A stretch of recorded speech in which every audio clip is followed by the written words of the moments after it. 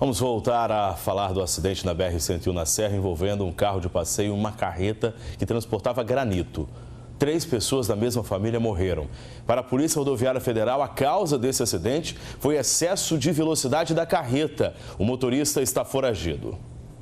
Daniele Martins, 34 anos. O marido, Osineto Rodrigues, de 38, e um dos filhos, Luca, de 1 ano e 4 meses, mortos no local do acidente. Gabriel, o primeiro filho do casal, de 11 anos, segue internado em estado grave. Uma família destruída por mais um terrível acidente em rodovia no Espírito Santo. Chegou a informação que tinha acontecido um acidente com alguém próximo, alguém da minha família, e mandaram a foto da carteira de motorista dela e a carteira de motorista dele. Aí eu tive a confirmação que tinha acontecido um acidente com eles, mas até então não sabia da gravidade do acidente. Ele realizou a viagem, né? E a gente falou para ele não ir. A mãe dele sonhou antes, falou, filho, não vai, e ele foi. O acidente foi na noite desta segunda-feira na BR-101 na Serra. Uma carreta carregando uma pedra de granito tombou numa curva, atingindo o carro onde estava a família, que vinha em sentido contrário. Eles voltavam de férias no nordeste do país. Segundo a PRF, ainda não dá para dizer a quantos quilômetros por hora a carreta fez aquela curva. Em casos de acidentes com vítimas fatais, essa informação sempre sai no resultado da perícia da Polícia Civil. Só que, de acordo com as outras circunstâncias do acidente, a PRF diz que tudo leva a crer. Houve excesso de velocidade. Devido à configuração da via, né, em curva, é um declive em curva, e todo veículo que entra com excesso de velocidade, tendo uma carga, que o seu centro de gravidade é mais alto, a possibilidade dele invadir a contramão e tombar, como aconteceu, é muito grande. É assim, quase 99%, e é uma possibilidade assim, que a gente crava quase com certeza, né, sem medo de errar, que a velocidade foi o fator causador mesmo, porque a carga caiu junto com a carreta. Segundo a Polícia Rodoviária Federal, o motorista fez teste do bafômetro e o resultado indicou que ele não ingeriu bebida alcoólica. Porém, ele saiu do local do acidente sem autorização e é considerado foragido, mas o nome não foi divulgado. Na cabine da carreta foi encontrada uma cartela de comprimidos conhecidos popularmente como rebite. O rebite é uma droga produzida em laboratório chamada anfetamina. Ela já foi muito utilizada no Brasil como inibidora de apetite, até que foi proibida pela Anvisa, do Ministério da Saúde, porque pode causar dependência. Ela tira a fome e, como efeito colateral, tira também o sono. E é por esse efeito que ela é procurada pelos caminhoneiros quando querem ficar mais tempo acordados. Só que os efeitos no organismo são perigosos, segundo os médicos. O grupo das anfetaminas, ela estimula o sistema nervoso central, a pessoa fica mais acesa, mais ligada, logo você tem um comportamento de risco maior. A tendência no trânsito é você acelerar e fazer manobras mais bruscas. Além disso, você pode também ter uma diminuição do apetite e você não comer adequadamente, você pode ter uma hipoglicemia, uma diminuição da taxa de açúcar no sangue, que pode inclusive levar a um desmaio no volante. Além disso, também ele faz uma midríase, que é a dilatação de pupila. E quem está dirigindo à noite vai ter um ofuscamento muito maior.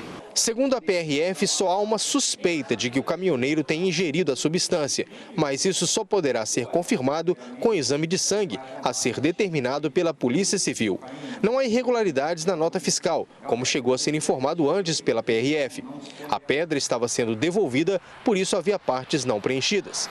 E só quando a pedra for pesada, será possível saber se houve excesso de peso. A princípio, o caminhão só tem problema em documentos. Em relação aos equipamentos, ela estava dotada de todos os equipamentos, né, das travas, das correntes. O que ficou configurado é que tem que estar consignado no documento essa adaptação para a carga. E isso não estava configurado, mas o veículo estava dotado desses equipamentos no momento do acidente, faltando a questão burocrática, está constando essas alterações no documento. Em setembro de 2017, um caminhão carregado com chapas de granito provocou um acidente em Mimoso do Sul, que matou 11 pessoas, entre elas integrantes de um grupo de dança de Domingos Martins. Em junho do mesmo ano, aconteceu o pior acidente rodoviário da história do Espírito Santo, com 23 mortes. A causa também foi um caminhão que transportava granito e estava totalmente irregular, segundo as investigações. A Transcares, que representa as empresas de transporte de cargas, cobra mais fiscalização. Isso é um caso grave, isso está capitulado no artigo 32 do Código Penal brasileiro, que é expor a vida humana ao risco. Esse é um caso grave, bem claro disso aí, no nosso entender. A Polícia Rodoviária Federal respondeu que não houve falha na fiscalização, mas é impossível parar todos os caminhões. Só esse ano, só nos últimos 12 meses, foram 450 notificações de excesso de peso e também 73 situações em que o excesso de peso ou a mal amarração da carga, né, fez com que a gente, por infringência no artigo 132 do Código Penal, a gente fizesse um termo circunstancial de ocorrência, lavrasse esse termo e encaminhasse ao Ministério Público Estadual para fazer, abrir um procedimento, porque é uma forma de não incentivar esse tipo de prática. Além da multa, né, por excesso de peso ou por deficiência na amarração, a gente faz esse trabalho. A PRF informou que a advogada do motorista da carreta se comunicou no fim da tarde e disse que ele vai se apresentar nesta quarta-feira na Delegacia de Delitos de Trânsito. O dia foi de muito sofrimento para parentes e amigos dessa família. Abalados, amigos e parentes passaram o dia tentando entender o que aconteceu. Quando eu vi as fotos, eu na hora também fiquei em choque, reconheci eles. E na sequência uma outra prima da família me ligou perguntando se eu sabia de alguma coisa. Aí eu até falei para ela, olha, então senta porque infelizmente a notícia é pesada. E aí que eu confirmei para ela que o Neto, a Dani e o Luca nos deixaram, mas e que o Gabriel ainda havia esperança de sair bem dessa situação. Daniele Martins tinha 34 anos. Essa vizinha da família conta que a tratava como uma irmã.